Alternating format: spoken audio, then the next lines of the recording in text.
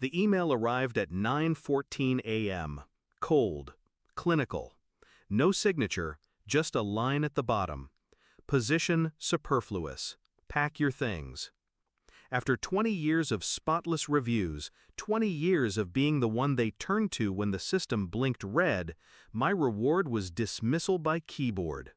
No meeting, no handshake, just a digital execution order. I stared at the screen, and then I laughed. Quiet, bitter. They thought they'd cut me out cleanly. They forgot who built the backbone of this company, who held the master switch. So I stood, slid my chair under the desk, and walked out. On my way past the server room, my finger brushed a single command on the control panel. A kill switch.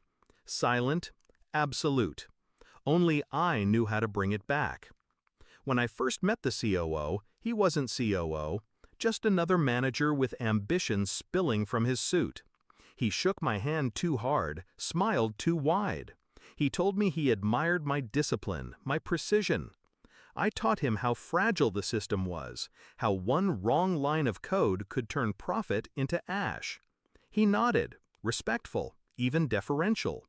Back then, I believed him. But ambition never stays grateful. As he climbed, I noticed the tone shift. Praise replaced with pressure.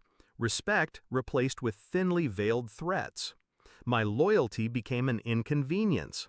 My permanence a problem. He couldn't outshine me, so he decided to erase me. I saw it coming before the email, the closed-door meetings, the way junior staff avoided eye contact, the whispers when I walked into rooms. Still, I played along, kept working, kept giving them flawless uptime, perfect compliance reports, zero errors. I let them think I was blind. But while they plotted my removal, I plotted their reckoning. I wrote code in shadows, lines buried so deep not even the auditors could find them. A circuit within the system, dormant, waiting. A heartbeat tied to my access alone. Not sabotage, just leverage. My insurance policy. So when the email hit, I didn't rage, I didn't beg, I flicked the switch. Instantly the servers began their quiet collapse. Not a crash, not a fire, just a slow suffocation. Critical processes stalled, licensing keys expired, compliance signatures evaporated.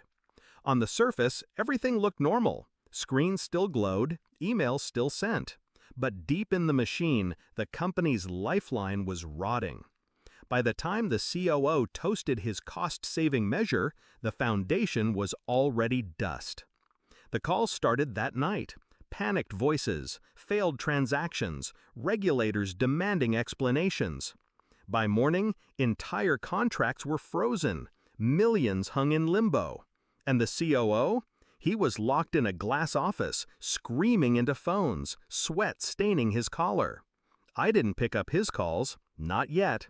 I let him feel the walls closing in. When he finally tracked me down, it wasn't by phone, it was in person. He waited outside my apartment, pale, desperate. "You have to fix this," he hissed. His voice cracked. The arrogance was gone. "We're hemorrhaging. Clients are leaving. The board is demanding answers." I leaned against the doorway, calm. "You told me I was superfluous." His jaw clenched. I was wrong. "No," I said softly. "You were careless. You mistook silence for weakness. You mistook loyalty for dependence." His eyes darted, searching for mercy.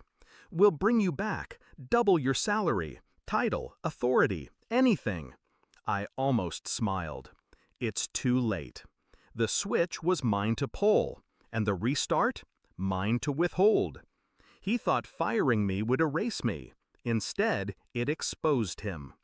When the board discovered the kill switch was tied to my name, they didn't ask why I wrote it, they asked why their COO was reckless enough to provoke the only man who could save them. By the end of the week, he was gone. Not eased out, dragged out. A public scapegoat. His career shredded. The board offered me his chair. I declined. Revenge isn't about replacing the man who betrayed you. It's about showing him, piece by piece, that he never held power at all. I didn't go back. I started fresh, smaller, sharper, under my own name. The clients followed. The ones who mattered always do. And the company I left behind? They limp on, stripped of dominance, just another player in a crowded field. Every loss they suffer traces back to that morning email. Every dollar drained is a reminder of the man they called Superfluous. Sometimes I replay it. That moment I flicked the switch. The calm finality of it. One gesture, decades in the making. People imagine revenge as fire, loud, violent, uncontrollable. But true revenge is control, silence, precision. I didn't burn the house down. I cut the power. Left them in the dark, stumbling, choking on their own arrogance. And as I walked away, I didn't look back. Why would I? They'll never recover. And I'll never forget.